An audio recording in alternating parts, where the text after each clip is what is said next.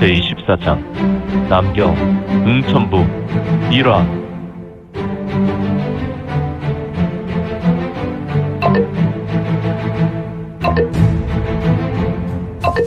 구독과 좋아요, 알림 설정 부탁드립니다.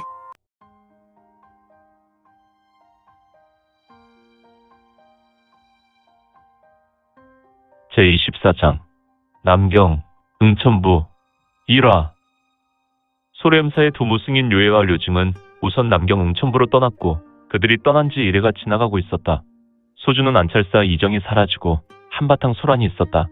관부의 수장격인 안찰사의 실종으로 인해 관부 관원들이 총동원되어 조사했고 조사 결과는 영웅의 간섭으로 귀영취산자와 안찰사 이정은 함께 소주에서 산화했다는 결론을 내렸으며 이제는 이곳 소주의 귀영취산자도 안찰사 이정도 찾아볼 수 없는 존재가 되어버린 것이다. 재물이란 중성이여 악한 자가 사용하면 악한 것이 되고 선한 자가 사용하면 그 재물은 선한 존재가 된다. 언론도 마찬가지인데 영웅의 회주가 이건이여 이거는 동방제국의 후예로 제세이와 홍익인간의 도를 실천하는 인물로 언론을 선하게 이용하였으니 영웅에는 관부에서 이정과 혹연의 일을 한방에 좋은 방향으로 마무리하였는데 이제 귀영취산자도 양민의 골수를 뽑아먹는 안찰사 이정도 이곳 소주에는 없는 것이다. 물론 세상은 악인이 사라져도 그를 대신할 또 다른 악인이 다시 등장하지만 폭광성이나 폭광성의 폭기, 즉 아수라 혈기에 노출된 악인은 또 다른 수준의 절대 악이었으니 소주는 이제 좀 더 나은 세상이 되리라. 하늘은 잔뜩 흐렸으며 겨울을 재촉하는 비가 또다시 내렸고 비록 내리는 비는 세차게 내리지 않았지만 산천초목을 덮고 있었다. 휙휙휙휙휙휙휙 촉촉 젖은 초원을 달려가고 있는 신영이 있었는데 그는 초상비의 경공신법을 전개하고 가로지르고 있었다. 비바람에 흔들리는 화초들을 밟으며 공중으로 비상했고 그는 한 번에 10여 장날아서 다시 풀밭에 다른 화초를 밟고 다시 비상했다. 그의 경신법은 한 마리의 제비가 공중을 날 듯 유연했고 비바람을 헤치는 모습이 날쌘 표범과도 같았다. 파박 휙휙 휙휙 날쌘 신법을 전개한 검은색 무복의 주인공은 공중제비를 여러 번 돈 후 비틀어서 회전한 다음 지면에 내려섰다. 척! 여기인 것 같은데. 복력을 운용하지 않고 순수하게 신체 능력으로만 초상비와 울룡대구식을 전개할 수도 있구나. 후후후후.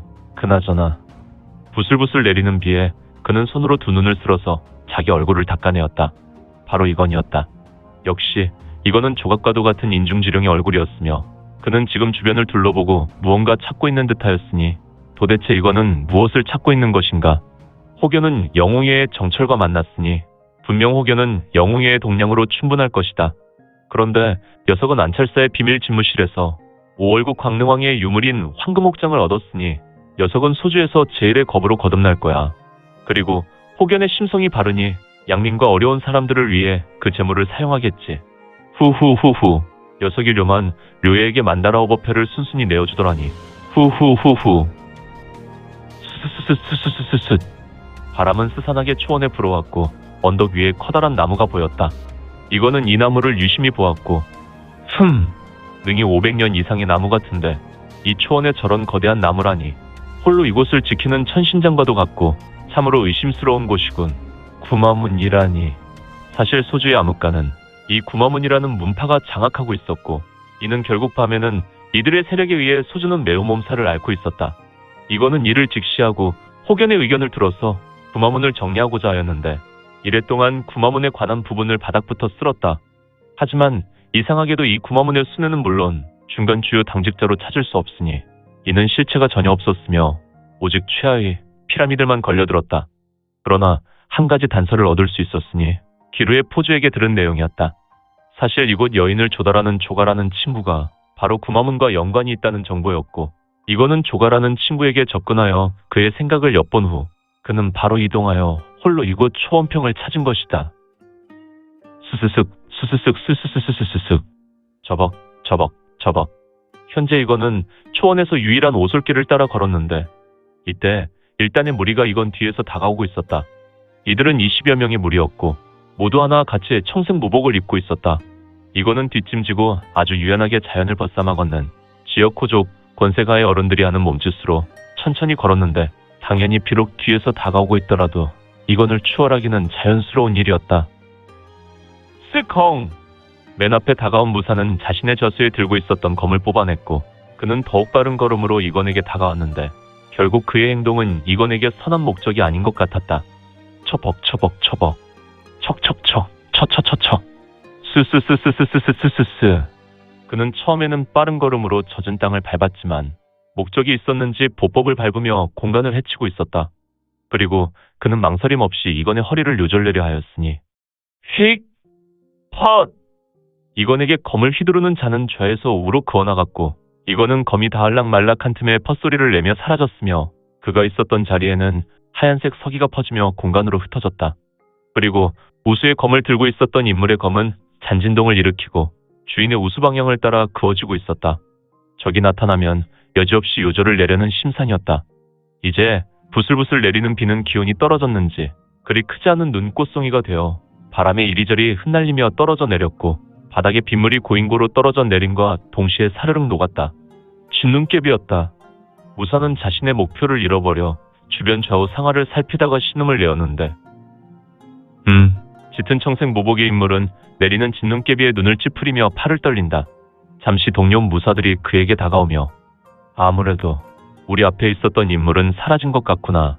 난 녀석의 내기를 전혀 느낄 수 없어서 그가 무인인 것조차 몰랐는데. 조장, 나는 수년간 작전에 투입되고 조장이 한 번 노린 목표에게 출수했을 때 적의 피를 보지 않았던 적을 경험하지 못했는데 오늘은 매우 이례적인 날이오. 이건에게 검기와 함께 출수한 인물은 아무래도 이 무리의 수장이었던 것 같았다. 그리고 바로 뒤따라온 인물은 그의 부하인 것 같았으니 흐흐흐흐. 나 1.5 각성에 검의 피를 흘리지 않은 인물이 있게 될 줄이야. 상당히 창피하구나. 하지만 나라고 실패가 없겠느냐. 강호에는 참으로 기인이사가 많다고 하지. 아무래도 그가 그동안 우리가 만나보지 못한 등봉조국의 경제에 이르렀던 인물이 아닐까 싶다. 다른 사람보다 짙은 청색 무복을 입은 자는 허탈해하며 한숨을 쉬고 주변을 둘러보았다. 그리고 지금 청색 무복인들은 하나같이 얼굴에 두건을 뒤집어 쓰고 있었는데 아무래도 좋은 목적을 가지고 강호 무림에서 활동하는 사람들로 보이지 않았다. 후유. 대주가 기다린다. 우리는 속히 물건을 들을 마저 나르잡구나. 인제 보니 20여 명의 무사들의 어깨에는 선두 인도자와 그 뒤에 있었던 자를 제외하고 모두가 어떤 포대기에 쌓인 물건을 가지고 있었으며 제법 큰 물건으로 보였다. 서둘러 이동하자. 네, 알겠습니다. 조장. 청색 무복인들은 하나같이 힘차게 대답했고 그들은 자신들이 가던 방향으로 계속해서 발걸음을 재촉하였다. 허허, 이거는 도대체가 하늘로 솟았나? 아니면 땅으로 꺼졌나? 다만 모든 청색 무복인들은 모두가 하나같이 신발도 청색 신을 신고 있었지만 맨 마지막으로 따라가는 무사의 신은 이건과 같은 흑색 신을 신고 있었으니 이들은 더욱 신속하게 숲을 오솔길을 걸었고 어마어마하게 큰 나무로 직진하였다. 잠시 후 이들은 모두 거대한 나무 앞에 서서 무언가를 기다리고 있었다. 척! 구마 신천! 만망폭! 조장으로 보인 자가 우레와 같은 외침으로 홀로 외쳤고 잠시 후 크크크크크크크릉 크르릉 처벅 처벅 처벅 터벅 터벅 터벅 두 사람의 노인이 갈라진 나무 틈으로 걸어 나왔다. 아, 이 나무란 것이 나무처럼 보일 뿐이지 사실은 이미 죽어버린 고목이었고 이 고목에는 교묘한 기관 장치가 되어 있었다. 일반인이라면 이 나무는 그저 죽은 나무로 서 있는 것이고 아무도 관심조차 가질 수 있는 존재가 아닐 것이다. 하지만 이런 숨은 장치가 되어 있다면 필시 사정이 있을 것이다. 두 명의 노인은 청색 무복을 입은 무리를 좌에서 우로 쓸어보고 말한다. 어서 오시게. 오늘도 그대들은 우리 문의 가르침을 솔선수범하는군. 두 노인의 옷차림은 다소 특색이 있었다. 한 명은 백색 옷을, 다른 하나는 흑색 옷을 걸치고 있었으니 아마도 이들은 문지기로 보였다. 두 명 중에 백색 옷을 입은 자가 말했고, 백로님, 우리가 오랫동안 비에 젖었습니다. 물건도 마찬가지입니다. 이럴 때는 물건이 상할 수도 있으니 우선 저희는 따뜻한 곳으로 들어가야. 곽 조장은 급하군요. 아, 아닙니다. 허허허허. 호법장로님은 아시지 않습니까? 오직 소주께 드리는 물건이 말입니다. 좋아. 그러나 우리의 절차를 자네는 잘 알지 않나? 이번에는 검은색 옷을 걸치고 있었던 노인이 말한다. 이 흑백 마물들은 언제나 틈이 없어. 누가 너희를 보고 100년 전에 중원 무림을 피바다로 만드는 흑백마로 보겠느냐? 겉은 동네 인자한 노인장으로 보이지만 속은 썩은 시체들을 태우는 화장터와 같은 너희 검은 마음을 제대로 알고 있는 자가 몇이나 되겠느냐 말이다. 곽조정이란 자는 속으로 못마땅한 생각을 하였다. 알겠습니다. 절차는 언제나 중요하지요. 곽조정이란 자는 고개를 돌려 부하들을 보며 말한다. 모두 머리에서 두건을 벗어라. 곽조정의 외침에 무사들은 자신들이 들고 있었던 물건을 조심히 내려놓았다. 그리고 그들은 하나같이 똑같은 행동으로 모두 머리에서 두건을 벗어버렸다. 그런데 어이, 거기 맨 뒤에 있는 녀석은 뭐야? 빨리 두건을 벗지 못하겠냐? 조장은 조금 신경질적으로 이야기했고 맨 뒤에 있었던 녀석은 천천히 행동했고 다른 사람의 짜증을 불러올 만한 행동이었다. 허허, 이 녀석. 곽 조장은 조금 다혈질의 기질인가? 그는 천천히 행동하는 것에 매우 못마땅한 얼굴이었고 이때 백노란 구마문의 호법 장로는 칼. 내가 공부가 담긴 호통을 질렀고 그의 입에서 터져나온 공력은 주변 공기를 밀어내며 전개했고 진눈깨비는 그의 호통의 사방으로 쓸려 흩날렸다. 그리고 공력이 담긴 공기가 맨 뒤에 있었던 청색 무복인을 때렸으니 그는 두건을 벗으며 자빠졌는데 꽈당! 찰퍼덕! 그는 젖어 있었던 땅에 미끄러져 얼굴을 땅에 쳐박았다. 응?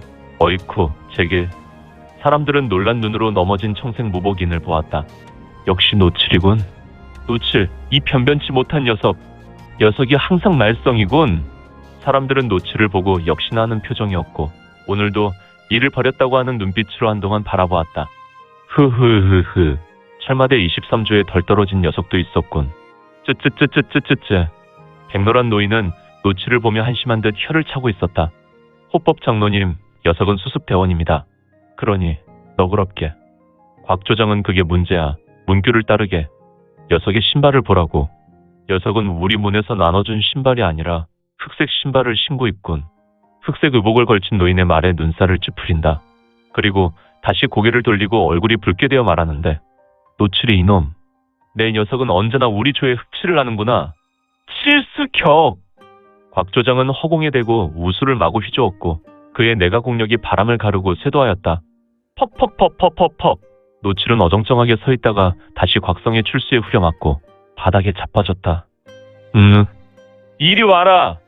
1.5 곽성의 외침에 노칠은 벌떡 일어나졌고 그는 곽성의 내가 진력에 의해 끌려왔으니 바로 대자빈 신공이었다. 1.5이 이런 실력가인가? 그는 간 노화순청의 실력으로 알고 있는데 이것은 그 실력이 훨씬 상회하지 않는가? 초절정을 뛰어넘는 대자빈 신공이라니. 흑백마 두 노인네는 내심 속으로 놀라고 있었다. 자기 앞으로 끌려온 노칠을 곽성은 우수를 들어서 싸대기를 날렸고 뺨을 맞은 노칠의 입에서 옥수수 두어 알이 비산했다. 쫙! 아! 투아! 아! 노칠은 얼굴이 돌아왔는데 그의 얼굴에는 붉은 손바닥 자국이 선명했고 그의 코에서 두 줄기 피가 흐르고 있었다. 또한 그의 두 눈에는 눈물이 맺혔으니 철마대 대원들은 절대 울지 않는다. 네, 알겠습니다. 곽 조장의 말에 노칠은 눈물을 머금고 이를 악물며 간신히 말했다. 그리고 그는 조장을 볼 수 없어 고개를 숙였는데 너는 문에서 나눠준 신발은 어쩌고 다른 녀석이 신발을 신은 것이냐? 이것은 본문의 내규에 위배된다는 것을 알지 못하느냐? 똑바로 말해라. 녀석아. 똥을 밟았습니다. 그래서 하는 수 없이 신발을 급하게 빨고 보침에 넣어 이동했습니다. 그러면 내가 지금 신고 있는 신발은? 네, 작전 중에 물건을 획득했습니다. 이 그 녀석. 곽성은 돌아서서 백노와 흑노를 보았다. 호법 장로님들 녀석의 말을 들으니 이해됩니다. 제가 징계를 하였으니 오늘은 이쯤 하시는 것이 좋을 것 같습니다. 알겠어, 곽 조장. 하지만 녀석은 오늘과 내일은 금식이야. 선처 감사드립니다, 장로님들. 흑노가 말했고 이에 곽성은 고개를 숙여 예를 표했다. 그럼 저희는 소주께서 물건을 진상해야 해서 이만 들어가겠습니다. 그래, 알겠어. 아이들과 함께 들어가 보게. 곽 조장. 곽 조장의 인솔로 20명 남짓의 무사들은 들어갔다. 물론 노칠도 조금은 어눌하게 걸으며 물건을 들고 갈라진 고목 틈으로 들어갔는데 이들이 들어가는 모습을 보고 있었던 흑백마는 곽성 녀석 아주 능구렁이야. 철마대가 대단해도 일개 조장이라는 녀석이 벼로도 그렇고 녀석의 실력도 그래, 백로야. 저 정도면 녀석이 실력이 대주급 아니겠어? 흐흐흐흐. 모르지. 우리가 알지 못하는 사이에 어디서 영약을 먹은 것이나 아니면 어디서 꽤 무거운 마공을 얻어서 연공했나 보지. 흑백마는 주변 수풀을 둘러보았고 하늘에서 내리는 진눈깨비를 보며 안광을 터뜨렸다. 그런데 종전 이건이 사라졌던 곳 우측 20여 장 부근에 불빛이 있었으니 그곳에는 사람으로 보이는 신형이 불에 타고 있었다. 물론 빗물과 진눈깨비가 내려 주변은 불이 번지지 않았으나 그렇다고 신형의 불이 꺼지지 않은 신비한 불이었다. 결국 그 신형은 제가 되어 부서져 내렸고 허허 불타고 있는 신형이 이거는 아닐진데 도대체 이거는 어디로 사라졌단 말인가. 오늘 준비한 내용은 여기까지입니다. 앞으로 우리 민지원에 매거지는 신무협 소설과 더 많은 부동산 정보를 같이 공유하고자 합니다. 계속해서 많은 성원 부탁드립니다. 그러면 오늘도 세상에서 최고로 멋진 하루 되세요.